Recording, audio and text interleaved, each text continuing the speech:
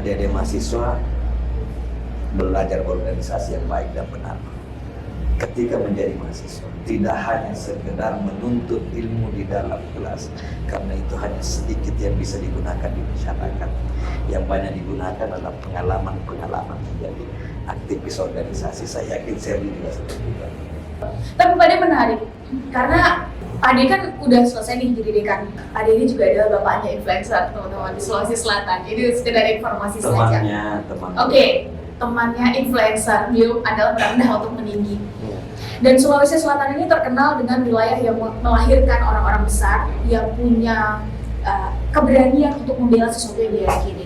Kita sudah sama-sama tahu nama-nama besarnya, mulai dari Jaksa Agung, Harudin Lopa, Panutan semua, Jenderal Yusuf, Bardin Lopa, Pak Habibie,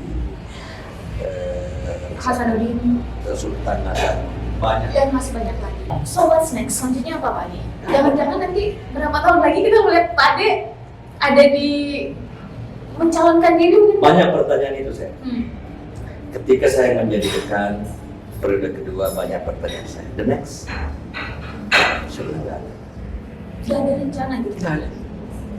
Jadi maksudnya rencana Tuhan aja mau mengarahkan kita kemana gitu? Gini, jabatan itu buat saya itu amanah dan berat. Pesan orang tua saya, hati-hatilah mendekat kalau dapat jabatan. Jangan pernah kamu meninggal dalam saat menjabat, karena itu berat. Dan itu saya, periode pertama saya dekan, periode kedua saya nggak mau, dipaksa jadi dekan. Nggak mendaftar saya jadi dekan itu periode kedua. Tidak tarik, nggak mau. Bukan jabatan buat saya takdir, nggak perlu dibayar. Ketika periode kedua saya ditanya, the next, rektor kah apa? Kamu enggak, saya bilang. Kenapa? Melatih keikhlasan. Kalau saya punya pikiran setelah dekan mau menjadi rektor, walaupun banyak orang berpikiran seperti itu, maka pekerjaan saya periode kedua tidak ada yang ikhlas.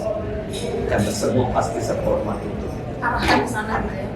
energi saya, kemampuan saya, pikiran saya, tenaga saya pasti terarahkan. Tapi ada rencana masuk politik nggak Pak De? Ini titipan pertanyaan dari banyak teman-teman. Banyak sekali tawaran. Nah, Bahkan sampai cerita-cerita pilkada yang lalu di Makassar, ya masuk, radar masuk. Saya ditemui, diajak, diputuskan. Enggak. Saya orangnya realistis.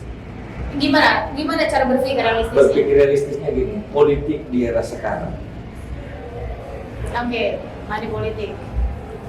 Terserah orang mau menafsirkan politik, kemampuan finansial atau apa. Saya nggak punya kemampuan.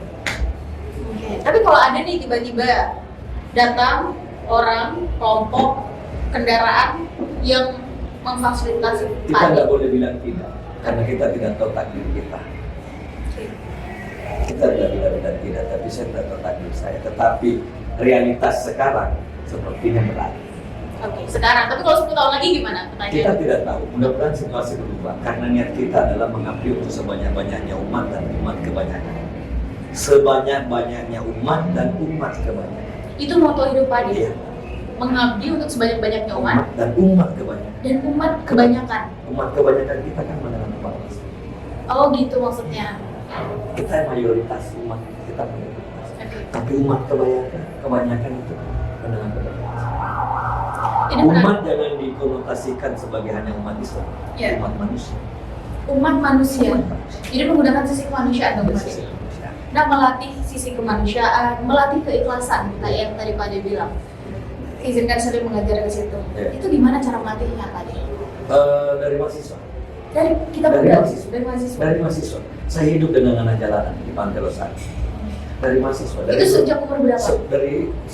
Saya masuk 93, mulai 95. Saya hampir tiap malam Sabtu terutama malam Minggu. Anak-anak pengemis, anak-anak pengamen yang kecil, kita ajari menulis, membaca di Pantai Losari. Sejak 96 saya mendirikan dengan teman-teman yayasan pemulung di tempat sampah. Bahkan sudah ada pemulung yang jadi dokter. Sejak dulu kita hidup di sini, di masyarakat kebanyakan. Itulah yang menjelaskan kenapa kami ketika punya jabatan menggunakan jabatan itu untuk kemanusiaan. Untuk mereka gitu. Untuk satu, menggunakan jabatan itu untuk kemanusiaan. Kedua, mendidik anak-anak saya, mendidik mahasiswa saya agar ada bekal kemanusiaan. Kenapa? Kalau orang punya bekal kemanusiaan, maka dia akan tumbuh di kelas. Tumbuh di kelas maksudnya begini, dia tidak akan peduli apa jabatannya, dia tidak akan peduli apa latar belakangnya, dia tidak akan peduli seberapa besar kekayaannya. Dia akan merasa sama sependeritaan dengan orang itu. Bayangin, kalau mahasiswa saya bawa ke tempat bencana, mahasiswa pengurus lembaga, ketua BEM, ketua BLM, atau ke orang kaya yang hidupnya kamarnya mewah, kamarnya ber-AC, tiba-tiba ke lokasi bencana, yang melihat masyarakat hidup di tenda, hujan, dihujani, panas, di kepanasan, makan ala kadarnya. Apa yang terjadi? Secara psikologis apa yang terbang dari rasa syukur? Ya Allah, saya masih bersyukur di kota saya masih hidup. Luar biasa, ini orang susah. Nah, kalau mental itu ada, mental itu terdidik ke generasi kita, maka dia akan tidak arogan. Menjadi pemimpin dia tidak akan arogan. Menjadi pemimpin insya Allah dia akan aman. Kalau bekal itu ada. Itu karakter, pendidikan karakter. Pendidikan karakter yang real kepada mahasiswa atau siswa atau mahasiswa itu bawa dia ke nggak perlu diajari bicara, dia akan lihat dan dia akan rasakan. Dia akan lihat dan rasakan. Ya. Itu dia kata kuncinya untuk melatih. Yang ketiga, yang ingin dicapai, kenapa saya mendorong mahasiswa atau anak muda turun ke bencana? Selalu saya didik mereka belajar ikhlas, dan di sini kalian lihat bahwa ketika Anda menyelesaikan kesulitan orang, maka Allah yang akan selesaikan urusan kalian. Contoh kecil saya, Anda tidak pernah makan, capek bekerja 24 jam, makannya Indomie, makannya yang sederhana, pernah sakit kan? Enggak. Allah yang jaga kesehatan. Pernah tidak makan? Enggak. Allah yang hadirkan makanan. Pernah tidak ada kendaraan? Enggak. Selalu ada orang yang bantu kendaraan. Macam-macam. Ada saja kebanyakan. Ada saja. Jangan-jangan itu adalah kunci Pak Ade kelihatan muda terus nih. Ya, nggak pusing gitu. Karena ketika kita selalu di dalam bencana, kita selalu apapun kesulitan yang kita hadapi di kota, selalu alhamdulillah kita masih bersyukur bisa, masih kasihan tuh orang. Ya namanya bencana itu kan recovery-nya panjang. Ya. Ada 2 tahun, 3 tahun, 5 tahun, bahkan Palu kan belum selesai, Mas Samba belum selesai, ya Mamuju belum selesai. Bayangkan masih menderita orang sana. Kita sudah kembali ke kota. Ketika kita dalam situasi begitu kan selalu ada rasa syukur. Ya Allah masih makan kita di sini. Oh ya Allah masih enak lagi di sana. Nah itu rasa syukur selalu ada. Makanya ya umur 47 menuju 48 sudah tua. Kita pernah diskusi tentang ini Pak Ade, bahwa tua muda itu bukan tentang usia. Bukan. Tapi tentang cara berpikir dan melihat. Ada lagi yang saya dapat. Apa tuh Pak? Kita tidak usah bicara usia, kita bicara umur. Kita tidak usah bicara usia, Kita bicara umur. Umur itu dalam pengertian apa yang monumental. Apa doanya sih? Kalau saya berdoa, ya Allah panjangkan usia atau panjangkan umur saya. Semoga umur berkah gitu ya. Umur berkah berarti apa yang diperbuat selama usia kita, yang dikenang orang panjang walaupun kita sudah mati nanti, itulah umur. Itu umur ya? Itulah umur yang berberkah. Iya. Ya, kasih saya umur yang berkah. Berarti umur yang Waktu yang berkah, diwariskan. waktu yang diwariskan ke kita digunakan, dimanfaatkan sebaik-baiknya, dinikmati orang walaupun kita sudah mati. Karena pencapaian tertinggi adalah saat kita hadir bisa membawa impact ya Pak Ade. Kita bermanfaat. Luar biasa teman-teman. Terakhir Pak Ade, 3 pesan untuk anak muda. Pesan saya, ikhlas itu gampang diucapkan, tapi tidak gampang ditunaikan. Berat. Harus latihan. Harus latihan. Pak Ade sendiri butuh berapa lama untuk latihan? Saya butuh waktu 6 bulan latihan. 6 bulan? 6 bulan latihan. Itu pun belum tuntas.